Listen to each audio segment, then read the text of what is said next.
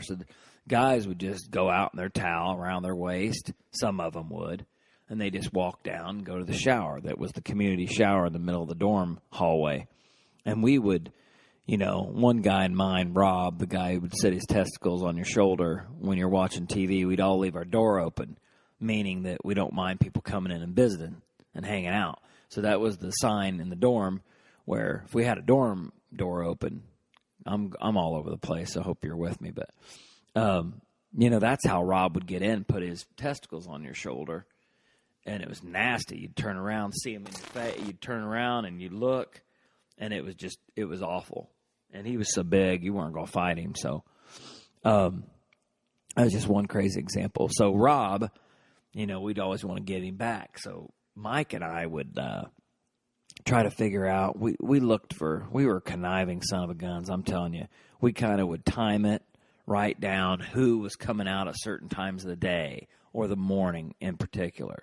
Or the night, and then we'd figure out who we want to get, and the people we didn't trust, the people we were worried would tell on us, we certainly wouldn't shoot bottle rockets at them. But we'd see Rob in particular, and Rob would be out, he's in his towel, and Mike and I would go, hey, Rob's getting ready to come out.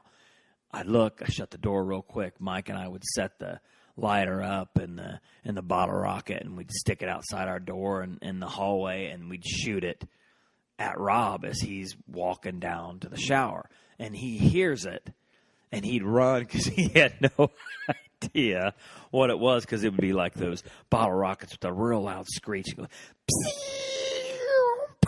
And then we'd shoot it, and Rob would run, and they'd have to run with their towel around their waist and try to keep the towel around them so they don't show their business to everybody. But it was just, if you had to be there, we laughed so hard that I thought we'd pee our pants. I'm telling you, we were bad. And that's just kind of a mild version of what we did. But we'd shoot bottle rockets at people, especially friends we knew, and sometimes people we didn't know. So we're lucky we never got in trouble. But we'd try to time it where the resident assistant, the guy who ran the floor and made sure everybody followed the rules and followed the curfew and noise rules and everything, we made sure he wasn't around when we did this stuff. But that was just the beginning. Fireworks, dumpsters, then hallways. Then Mike and I decided, hey, we'd play wiffle ball in the hallway every day. So after we get home from class, we'd play wiffle ball in the hallway. So we'd have a wiffle ball bat. Somebody would be on the other side, on the pitcher's mound or what we made the pitcher's mound. We'd play strikeout. And a bunch of people would start playing. And Mike and I went to this. Mike and I would do this for a while, and then our resident assistant, which we thought we were pretty close with and didn't think we'd get in trouble with, he turned us in to the, I don't know what they call it, the dorm judiciary board. It was the weakest, wimpiest, horrible, dumbest thing I've ever seen in my life. But Mike and I got caught playing wiffle ball. So Mike and I had to go in front of this judiciary board for the dorm. And we got questioned, and they treated it like it was a Supreme Court federal case or whatever, a Supreme Court case or a federal case. And we pretty much, we pleaded not guilty. We saw, what's the big deal about it? We just will stop doing it. And they said we were guilty and that we had to write a paper, and if we did it again, we could get suspended from school or expelled. So, I was pretty nervous about it, and I was like, oh, shoot, we can't do that anymore. So we quit doing that.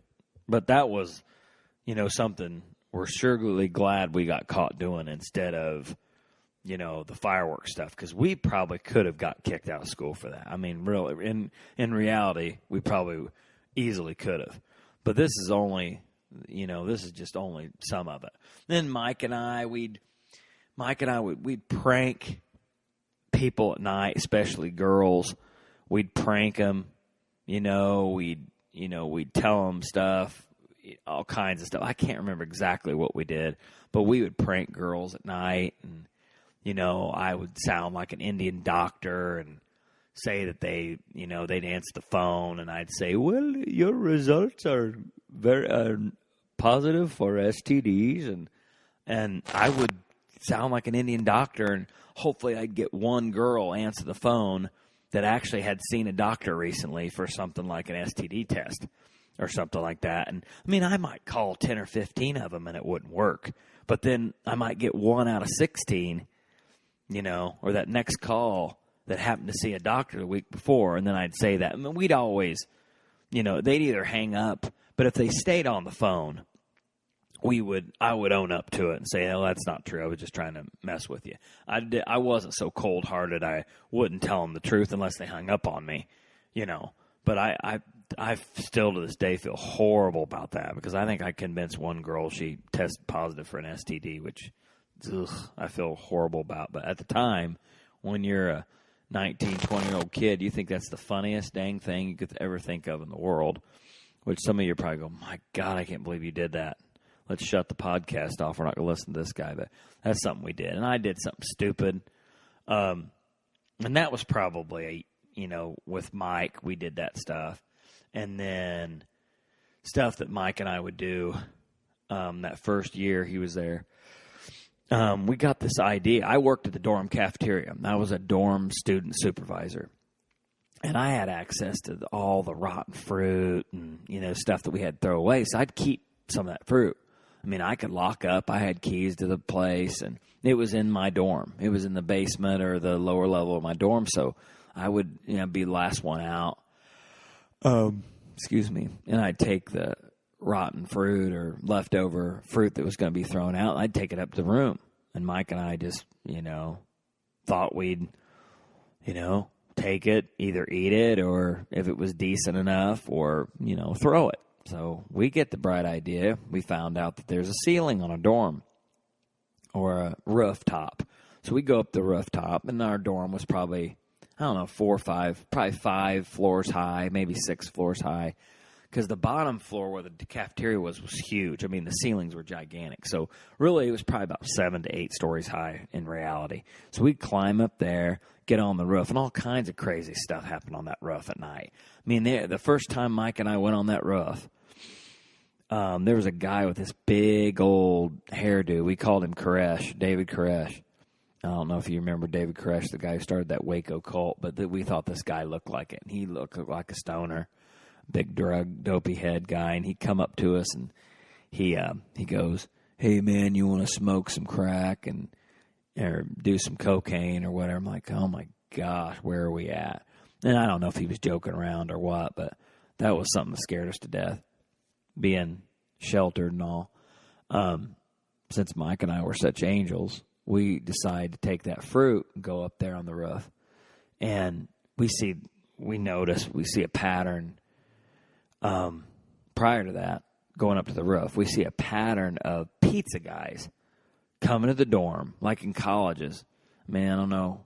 You went to a college away from home or whatever, these pizza guys will come to the dorm all hours of the day, all hours of the night, constantly coming, especially at night. They'd have to come down. They'd pull up to the circle drive of the dorm. They'd pull up. They would come to the door, hit the doorbell, and, wait for, I think there was a way to call rooms, and you'd give them your room number, and outside there'd be a doorbell and I think an outside phone, because this is back in the day, too, where we had CDs and landline phones, and everybody in the dorm had landlines, not cell phones. I mean, that's how old I am. I'm 43 years old, and it wasn't, when I'm in your 1920s, cell phone technology was military battlefields and big honking cell phones about as big as a shoe, but they'd have to call up, and we started seeing a pattern. Mike and I, man, God, we were deviant, man. We'd see a pattern, all these guys coming up, these pizza guys. So we get the bright idea to go up on the roof and take these pieces of fruit. And Mike and I were baseball players in high school, so we kind of throw. I mean, we were in pretty good shape, so we could throw pretty accurately. So we'd take these apples and oranges, and when the guy would come up, we would pummel the pizza boxes as the pizza guy is standing there waiting to be let in. And oh my gosh, when we were accurate, we'd hit the box, it knocked the pizza out of the guy's hand. He'd scream and cuss us out. And then, he has to go get another pizza, and it would tick those pizza guys off. This is a horrible thing to do, we did. Then we'd run down laughing. Our heart was just racing, and we just run back in the dorm room and shut the door, shut the lights, and hide. And, I mean, this is back before cameras, you know. So nowadays, there's no way we get away with that stuff. No way to this day. I mean, there's probably cameras in every hallway in every college and every high school, middle school in the United States. Back then, they just had security lights and stuff like that. So, we just got away with crazy stuff. So we'd go back in the room, hide and laugh our butt off, and we did it once in a while. Once in a while, we'd say, "Hey, let's go bomb the pizza guy's boxes and stuff." And gosh, man, we should have got kicked out of school for that too. But we did all kinds of stuff. And that was just the first year with Mike. I'm trying to think of anything else we did with Mike other than the fireworks and the calling and that kind of stuff. That was about it. And then my sophomore year, I mean, I had to carry the tradition on with Mike.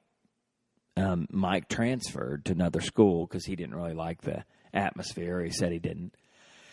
And I got a new roommate, and he wasn't really into practical jokes and doing goofy, stupid stuff like that. But then I found other friends that just got there that year and got to meet these people from, the South Bend area and the northwestern Indiana, and I started becoming good friends with these guys.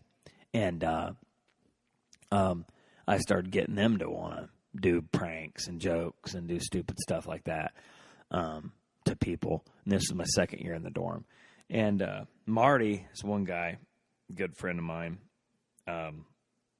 pretty successful, high-level official now in the business world. I won't tell you his last name, but he had this treasure troll mask. I don't know if you know what a treasure troll is, if I'm saying it right. Those weird-looking trolls or elf-like creatures that were big probably in the 90s, 80s. And they had real wispy hair of different colors. And people put them on pencils. They'd have them toy-shaped.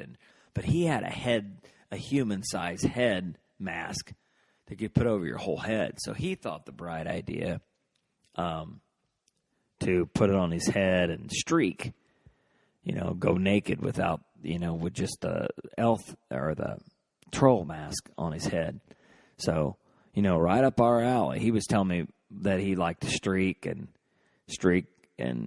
just scare girls and stuff with his streaking. So we talked about it and we planned it out. Like, once again, deviant, conniving people. At the school I went to, it was a co-ed dorm. The guys it was shaped like an X, basically, the whole building. So the guys were on one plane of the X or one stick of the X, and the girls were on the other stick of the X that crossed it. So in the middle, it was outlets to 2 boys' halls and 2 girls' halls. So we could easily access the girls' halls, and it wasn't locked. I mean, you could go anywhere you wanted in that dorm. It was crazy. I mean, I'd be mortified knowing my daughter was in a co-ed dorm, but I sure enjoyed it. But but we go down, and Marty and I are like thinking, hey, we'll go about 12 or 10 or 11, 12 o'clock at night on a regular night or a weeknight. So we're thinking who we're planning on just picking a random door or someone we do know. So Marty, I would watch out ahead of Marty. Marty was naked with this treasure troll mask on his head, and I would have to go in front of him, and then once he got to the door he needed to go to, I'd have to go behind him. So the doors did have peepholes, or peek holes or whatever, and so he would pick a door, and I would be ready to start opening all the doors that he needed to get to so he could get away and get back to his room. We'd keep his door unlocked so he could run in real quick without having to use the key, and we would plan this all ahead of time. And he'd pick doors, knock on the doors. The woman would open the door and be late. They'd be in a nightgown or whatever, and they'd open the door, and he'd go, hee, hee, sound like an evil elf or evil troll. And they would scream and yell, and they would call the police or call the RA in their hallway, and we would be just flat out gone. We'd run. I would have the door open down on the end. They wouldn't see me because I was in that center part of the X. So I would just stay there and open the door.